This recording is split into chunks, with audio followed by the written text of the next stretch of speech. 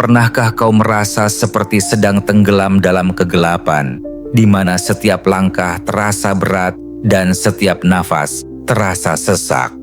Malam ini, aku akan membawa kamu dalam sebuah perjalanan yang mungkin sangat akrab, perjalanan seorang jiwa yang kehilangan arah, namun kemudian menemukan cahaya yang selama ini dicari. Selamat datang di Pelita Tidur. Jangan lupa untuk berlangganan, sukai, dan bagikan cerita ini agar lebih banyak orang bisa ikut hanyut dalam dunia misteri malam ini. Suara hujan malam itu seperti bisikan lembut yang memanggil namaku. Aku tidak tahu bahwa malam tersebut akan menjadi titik balik hidupku. Malam di mana segala kegelisahan yang telah lama kupendam akan menemukan jawabannya. Ada sesuatu dalam kesunyian kamar itu yang berbisik bahwa perubahan besar sedang menunggu. Seperti fajar yang pasti datang setelah malam yang panjang. Namaku, nama tidak begitu penting dalam cerita ini. Yang penting adalah bahwa aku adalah kamu dan kamu adalah aku. Kita semua pernah merasakan apa yang akan kuceritakan malam ini. Beberapa bulan yang lalu, aku mulai merasakan sesuatu yang aneh pada diriku. Perasaanku berubah secara drastis tanpa alasan yang jelas. Suatu pagi, aku bisa tertawa lepas melihat video kucing di media sosial. Namun sore harinya, aku bisa menangis histeris hanya karena melihat sepiring nasi dingin di meja dapur. Rasanya seperti ada dua orang yang berbeda yang tinggal dalam satu tubuh. Satu yang penuh semangat, satu lagi yang tenggelam dalam kesedihan yang dalam. Tidurku mulai terganggu. Ada malam-malam di mana mataku terpejam, namun pikiran terus berputar, seperti mesin yang tidak bisa dimatikan.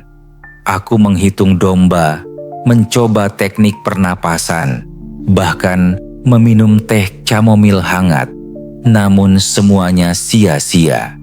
Dan ada juga malam-malam di mana aku tidur terlalu lama, dari pagi hingga sore, seolah tubuhku menolak untuk menghadapi kenyataan. Yang paling mengkhawatirkan adalah perubahan berat badanku. Tanpa ku sadari, tubuhku mulai mengecil. Baju-baju yang dulu pas di tubuh kini terasa longgar.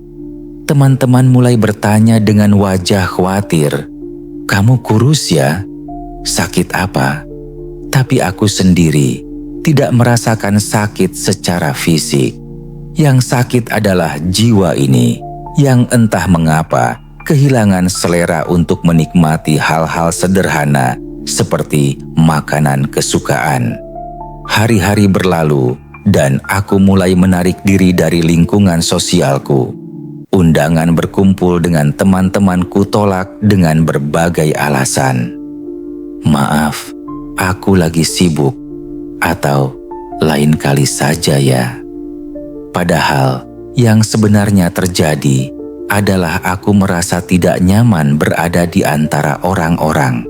Seperti ada dinding tak kasat mata yang memisahkan aku dari dunia luar. Duniaku sendiri terasa lebih aman, meski sepi dan dingin. Konsentrasiku mulai buyar. Pekerjaan yang biasanya bisa kuselesaikan dalam 1 jam, kini membutuhkan waktu seharian. Keputusan sederhana seperti ingin makan apa untuk makan siang bisa membuatku terdiam berjam-jam.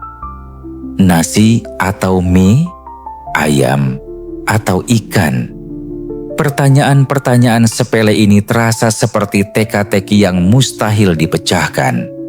Pikiranku dipenuhi dengan segala kemungkinan, segala akibat, hingga akhirnya aku terlalu lelah untuk memutuskan apapun. Energiku turun drastis. Tubuh yang dulu bisa berjalan jauh tanpa merasa lelah, kini terasa berat setelah sekedar naik tangga beberapa anak. Tapi yang aneh, ada kalanya energi itu datang tiba-tiba dalam bentuk yang tidak wajar, seperti kegembiraan berlebihan saat menonton film komedi sederhana, atau semangat yang tidak seimbang saat mendapat pesan dari teman lama. Malam-malam menjadi waktu yang paling berat. Saat dunia sudah tidur, pikiranku justru paling aktif. Aku mulai melihat bayangan-bayangan di sudut kamar, mendengar suara-suara yang mungkin hanya ada dalam kepala. Halusinasi ringan yang membuatku bertanya-tanya, apakah aku sudah gila? Yang paling menyakitkan adalah perasaan tidak berharga yang mulai menghantui. Apa gunanya aku di dunia ini? Pertanyaan itu terus berputar di kepala, seperti lagu yang rusak. Aku melihat teman-teman yang sukses dalam karir, yang bahagia dalam hubungan, yang produktif dalam berkarya. Sementara aku hanya duduk di kamar, meratapi keadaan tanpa berbuat apa-apa. Tubuh mulai memberikan sinyal-sinyal aneh. Sakit kepala yang datang tanpa sebab, nyeri di dada yang tidak bisa dijelaskan dokter, perut yang sering kram meski tidak ada masalah dengan pencernaan. Satu dokter mengatakan, ini karena stres. Dokter lain menyebutnya gangguan kejiwaan yang memengaruhi tubuh. Nama-nama medis yang terdengar asing, namun intinya sama. Pikiranku sedang sakit, dan itu memengaruhi tubuhku. Hingga suatu malam yang tidak akan pernah kulupakan, aku duduk di tepi tempat tidur sambil menatap langit-langit kamar. Hujan turun deras di luar, dan suara tetesan air dari atap bocor menciptakan ritme yang menenangkan. Di tengah kesunyian itu, aku teringat sesuatu. Kata-kata yang pernah kudengar bertahun-tahun lalu dari seorang ustadz di pengajian kampung. Rasa sakit mental itu tidak sedramatis rasa sakit fisik, namun lebih banyak terjadi dan lebih sulit ditanggung. Kalimat itu tiba-tiba terasa sangat cocok dengan keadaanku. Aku menyadari bahwa selama ini aku berjuang sendirian dengan beban yang bahkan sulit untuk kujelaskan kepada orang lain. Kalau sakit gigi, aku bisa bilang, gigi saya sakit. Tapi kalau hati yang sakit, jiwa saya hancur, terdengar terlalu berlebihan untuk diucapkan. Malam itu, untuk pertama kalinya setelah berbulan-bulan, aku mencoba berdoa. Bukan doa yang formal dengan bacaan yang sempurna, tapi percakapan sederhana dengan Tuhan. Ya Allah, aku tidak tahu apa yang terjadi dengan diriku. Aku merasa hilang. Tolong tunjukkan jalan. Dan seolah-olah alam semesta mendengar, keesokan harinya temanku mengirim tautan ceramah Dr. Fahrudin Faiz tentang kesehatan mental dalam pandangan Islam. Awalnya aku ragu untuk mendengarkan. Bukankah ceramah hanya untuk orang yang sudah taat beragama? Tapi sesuatu dalam hatiku berbisik untuk mencoba. Saat mendengarkan ceramah itu, aku merasa seperti sedang berbicara dengan seseorang yang benar-benar memahami pergulatan batinku. Dr. Faiz menjelaskan bahwa apa yang kualami bukanlah kelemahan, bukanlah dosa, bukanlah kutukan. Ini adalah kondisi yang bisa dipahami, bisa diobati, bisa disembuhkan. Agama adalah fitrah, katanya. Kita lahir dengan dorongan jiwa yang cenderung kepada ketuhanan. Kalau kita jauh dari Tuhan, ada yang hampa, ada yang gelisah. Kalimat itu seperti kunci yang membuka pintu pemahaman. Selama ini aku mencari kebahagiaan, ketenangan, makna hidup dari hal-hal di luar diriku, dari pekerjaan, dari hubungan, dari pencapaian materi. Tapi aku lupa bahwa ada ruang kosong dalam jiwa ini yang hanya bisa diisi oleh hubungan rohani. Perlahan, aku mulai mencoba menerapkan apa yang dipelajari. Yang pertama adalah tobat. Tidak hanya dalam artian meminta maaf atas dosa-dosa besar, tapi juga membersihkan hati dari segala hal negatif yang telah menumpuk. Setiap malam, aku luangkan waktu untuk muhasabah, mengevaluasi diriku. Apa yang baik yang kulakukan hari ini? Apa yang masih perlu diperbaiki? Proses ini tidak mudah. Ada malam-malam di mana aku menangis karena merasa terlalu banyak hal yang harus dibenahi. Tapi air mata itu terasa berbeda. Bukan air mata putus asa, melainkan air mata pembersihan, seperti hujan yang membasuh debu-debu lama. Aku mulai berlatih qanaah, merasa cukup dengan apa yang kumiliki. Bukan berarti tidak boleh berusaha, tapi belajar mensyukuri setiap nikmat kecil. Segelas air hangat di pagi hari, sinar matahari yang masuk melalui jendela, pesan singkat dari teman yang menanyakan kabar. Semuanya mulai terasa bernilai. Zuhud menjadi pelajaran selanjutnya. Bukan berarti meninggalkan dunia, tapi tidak terikat pada hal-hal duniawi. Ketika mimpi-mimpi material tidak tercapai, aku tidak lagi merasa hancur. Ketika orang lain mencapai kesuksesan yang kuimpikan, aku tidak lagi merasa iri. Wahai dunia, godalah orang lain saja selain aku. Seperti kata Sayyidina Ali, meski belum bisa sepenuhnya seperti itu, setidaknya aku mulai mencoba. Yang mengubah segalanya adalah konsep riyadah, latihan pembentukan diri. Alih-alih menunggu keajaiban datang, aku mulai membentuk diriku sendiri. Ingin menjadi orang yang bermanfaat, aku mulai membantu tetangga yang kesulitan. Ingin menjadi orang yang berpengetahuan, aku mulai membaca buku-buku yang menginspirasi. Ingin menjadi orang yang sehat jiwa dan raga, aku mulai rutin berolahraga dan berzikir. Setiap tindakan kecil itu seperti batu bata yang membangun kembali kepercayaan diriku. Aku bernilai karena aku melakukan hal-hal yang bernilai. Nilai diri tidak lagi bergantung pada pengakuan orang lain, tapi pada sumbangan nyata yang bisa kuberikan. Rasa takut dan harap pada Allah menjadi keseimbangan yang mengajarkan pengendalian diri. Ketika ingin melakukan hal yang tidak baik, rasa takut pada murka Allah menahan langkahku. Ketika merasa putus asa karena dosa-dosa yang pernah kulakukan, harapan pada rahmat Allah menguatkan semangatku untuk terus memperbaiki diri. Sabar dan syukur menjadi dua senjata utama dalam menghadapi hidup. Ketika datang masalah, aku belajar sabar, bukan pasrah tanpa usaha, tapi menerima dengan lapang dada sambil terus berikhtiar. Ketika datang kebahagiaan, aku belajar bersyukur, tidak dengan kegembiraan berlebihan yang membuat lupa diri, tapi dengan rasa terima kasih yang mendalam.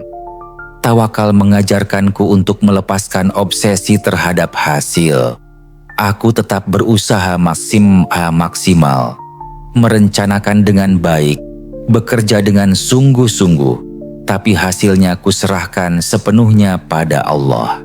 Kecemasan tentang masa depan perlahan berkurang karena aku yakin bahwa Allah memiliki rencana terbaik, bahkan ketika aku tidak bisa melihatnya saat ini.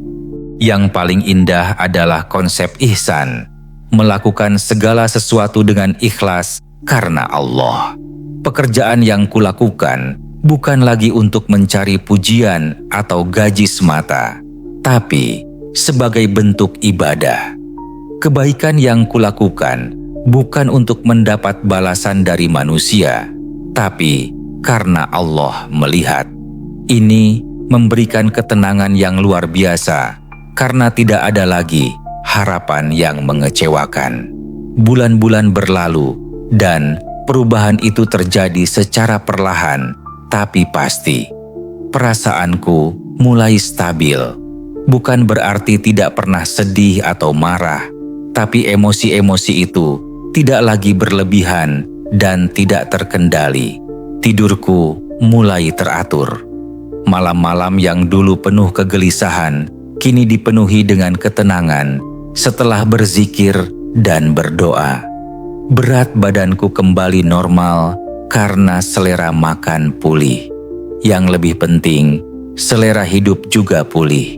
Aku mulai menikmati hal-hal sederhana lagi, secangkir kopi di pagi hari, percakapan ringan dengan teman, bahkan kemacetan di jalan yang dulu membuatku stres kini bisa kusikapi dengan sabar sambil berzikir.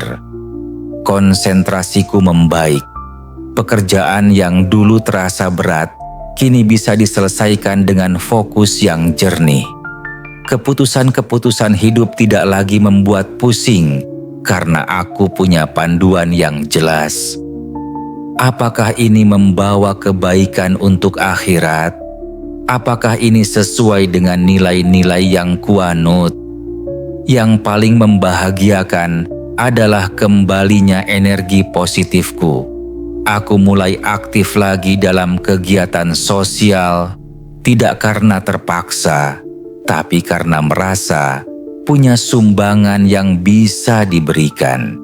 Setiap hari terasa bermakna karena dijalani dengan kesadaran bahwa setiap detik adalah amanah dari Allah. Dukungan sosial yang kudapat dari komunitas keagamaan juga luar biasa. Saudara-saudara seiman yang memahami pergulatan rohani memberikan sistem pendukung yang kuat. Tidak ada penghakiman, hanya empati dan doa bersama. Ini mengajarkanku bahwa penyembuhan adalah proses bersama, bukan sendirian. Halusinasi dan pikiran-pikiran negatif perlahan menghilang, digantikan dengan kejernihan pikiran yang memungkinkan aku membedakan mana kenyataan dan mana bayangan ketakutan. Ketika pikiran negatif muncul, aku punya cara untuk mengatasinya. Berwudu, sholat, membaca Al-Quran, atau berzikir. Yang paling mengubah adalah cara memandang diri sendiri. Aku tidak lagi merasa tidak berharga. Setiap manusia diciptakan Allah dengan tujuan mulia. Hidupku bermakna karena aku adalah khalifah di bumi, diberi amanah untuk berbuat kebaikan dan menyebarkan rahmat. Gejala-gejala fisik yang dulu menghantui, sakit kepala, nyeri dada, gangguan pencernaan, secara ajaib hilang seiring dengan penyembuhan jiwa. Tubuh dan jiwa memang satu kesatuan. Ketika jiwa sehat, tubuh ikut sehat. Aku mulai menerapkan cara-cara sehat ketika menghadapi masalah. Membuang pikiran-pikiran negatif yang tidak berguna. Memprioritaskan hal-hal yang benar-benar penting. Mengalihkan perhatian ke kegiatan positif ketika terjebak dalam masalah yang belum ada solusinya. Yang paling indah adalah mengubah energi negatif menjadi sesuatu yang kreatif dan produktif. Ketika sedih, aku menulis. Ketika marah, aku berolahraga. Ketika kecewa, aku berkebun. Setiap emosi negatif menjadi bahan bakar untuk kreativitas. menemukan makna dalam setiap pengalaman, bahkan yang menyakitkan, memberikan pandangan baru tentang hidup. Depresi yang pernah kualami bukan kutukan, tapi proses pembelajaran tentang kelemahan manusia dan pentingnya berserah diri pada Allah. Setiap air mata yang pernah jatuh menjadi pupuk bagi pertumbuhan rohani. Dan di sini aku berada sekarang, beberapa bulan kemudian, duduk di teras rumah sambil menikmati kopi hangat dan mendengarkan azan subuh yang merdu. Hidup tidak menjadi sempurna. Masih ada tantangan, masih ada hari-hari sulit. Tapi aku punya dasar yang kuat sekarang. Aku tahu kemana harus kembali ketika tersesat. Yang kudapat bukan hanya kesembuhan, tapi juga kebijaksanaan tentang makna penderitaan. Setiap jiwa yang pernah merasakan kegelapan punya kemampuan untuk memahami cahaya dengan lebih mendalam. Setiap yang pernah kehilangan arah akan lebih menghargai petunjuk. Setiap yang pernah merasa hampa akan lebih bersyukur ketika menemukan makna. Kepada kamu yang mungkin sedang berjuang dengan setan-setan dalam hati, ketahuilah bahwa kamu tidak sendirian. Ada Allah yang selalu mendengar, ada komunitas yang peduli, dan ada dalam dirimu sendiri kekuatan yang mungkin belum kamu sadari. Kegelapan tidak abadi. Fajar selalu datang setelah malam yang panjang. Agama bukan pelarian dari kenyataan, tapi kerangka untuk menghadapi kenyataan dengan lebih baik. Kerohanian bukan kelemahan, tapi kekuatan yang memungkinkan kita bertahan dalam badai kehidupan. Dan yang paling penting, penyembuhan itu mungkin, pemulihan itu nyata, dan harapan itu selalu benar. Malam ini, ketika kamu memejamkan mata, ingatlah bahwa besok adalah hari baru dengan kemungkinan-kemungkinan baru.